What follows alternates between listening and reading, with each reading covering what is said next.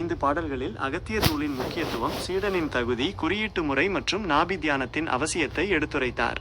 6வது பாடலிலிருந்து மனித உடலின் அமைப்பையும் அந்த உடலுக்குள் மறைந்திருக்கும் பிரபஞ்ச ரகசியத்தையும் பற்றி அகத்தியர் பேசத் தொடங்குகிறார். பாடல் 6. உடலின் பிரம்மாண்டம், பிண்டமே அண்டம். பாடல்: விளங்குமே பிண்டமதில் அண்டமெல்லாம் விரிவாக நின்ற நிலை கண்டுகொள்ளு, அலங்குமே முக்கோணத்துள்ளே நின்ற அருளான ஜோதிதனை அறிந்து நில்லு, துளங்குமே சுழிமுனையிற் சோதி மின்னல் தோன்றியுமே உள்வாசல் திறந்து கொள்ளும், இளங்குமே என் சித்தர் வர்க்கமெல்லாம் இதை அறிந்தே முத்தியினை அடைந்தார்தாமே.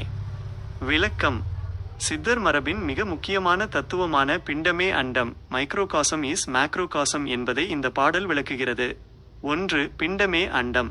அண்டத்தில், பிரபஞ்சத்தில் என்னென்ன இருக்கிறதோ அவை அனைத்தும் நம் உடலாகிய பிண்டத்திலும் இருக்கின்றன.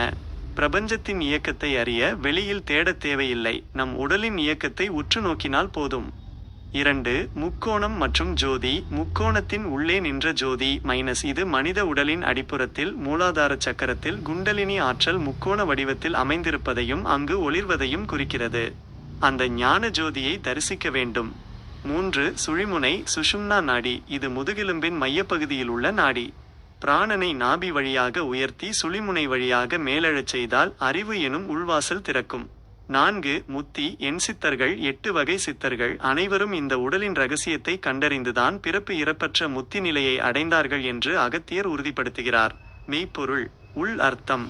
உள்வாசல். நம் உடலில் பல வாசல்கள் உள்ளன, ஐம்புலன்கள்.